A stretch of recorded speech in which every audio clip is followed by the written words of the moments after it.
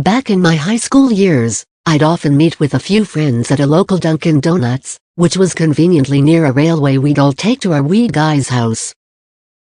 My closest friend at the time, Katie, and I usually met up earlier than everyone else just to hang out, order our extra large drinks and hash browns, and attempt at some "hey, mister" shenanigans to score some tall boys from anyone willing to buy us beer. I'd consider us to be pretty naive and overly nice girls, which never proved to be an issue to either of us, until we were nice to the wrong person. Now for a little background of my hometown. I grew up in the forgotten borough of Nike, Staten Island. For those who are unaware, there was, and kind of still is, a pretty horrendous opioid epidemic, so seeing zombie-like civilians strolling the streets is fairly common. Because of this, I became pretty good at spotting out someone struggling with heroin and things of the sort. Anyways, on this one day, Katie and I met up at Dunkin' and sat at our usual booth.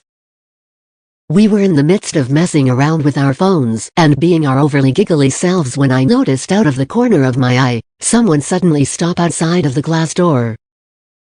Still smiling, I glanced over to see if it was maybe one of our friends, and ended up making direct eye contact with a basic Staten Island-looking dude.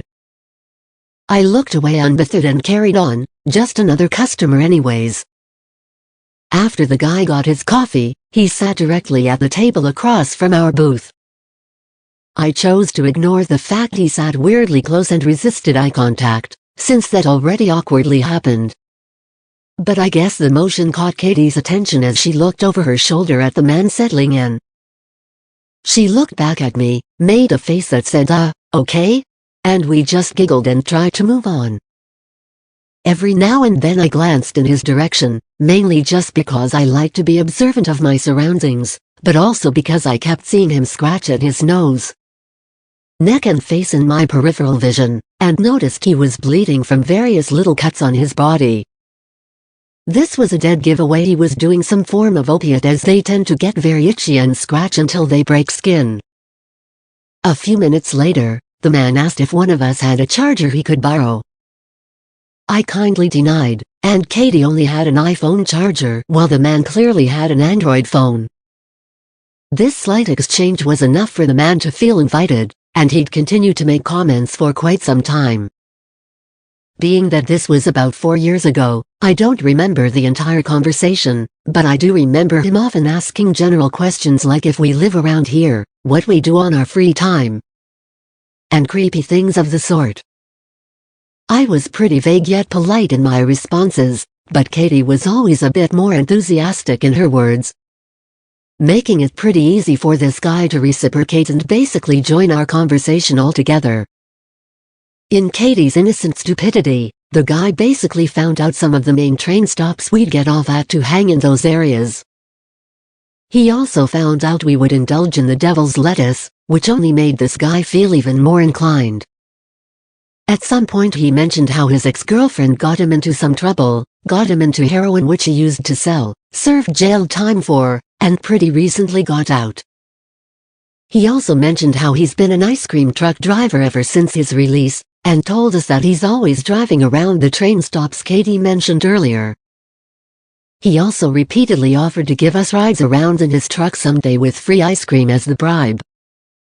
Again, we were pretty naive and overly nice girls, Katie more so than I, so one thing led to another.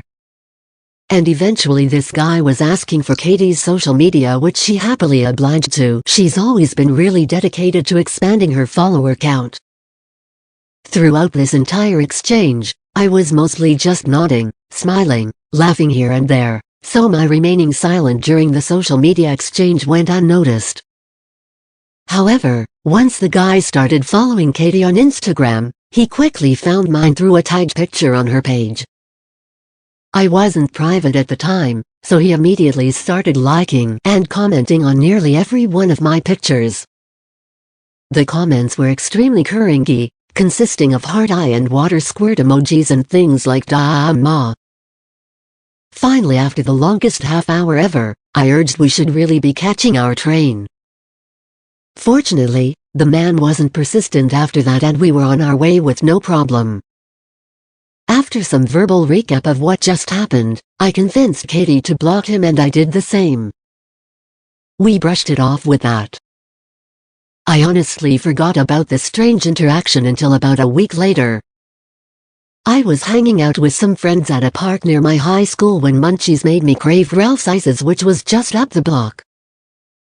I ventured off with one other friend, and almost made it to the store before the sound of an ice cream truck approached from behind us.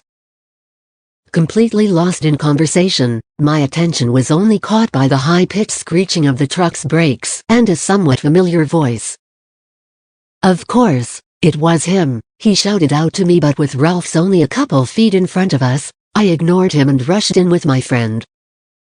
The guy didn't stick around, being that he was blocking the whole lane on a narrow two-way road, but we still called our friend at the park to pick us up in his car. For the next 2 weeks, there were about 4 times this man tried to pick me up in his truck, at this point making me pretty paranoid I was potentially being stalked. The last time it happened, he was parked directly outside of one of the train stops, almost as if he was waiting for me. He again called out to me asking why I blocked him and saying he just wants to be friends. At this point I had enough and told him to just leave me alone. My dad's a lieutenant, which was a lie but slipped out in my defense. I walked away before he could respond and into the diner I was meeting my friends at that night. I saw his truck drive away in the window, and never had an interaction with the ice cream man again. The sound of an ice cream truck has haunted me ever since.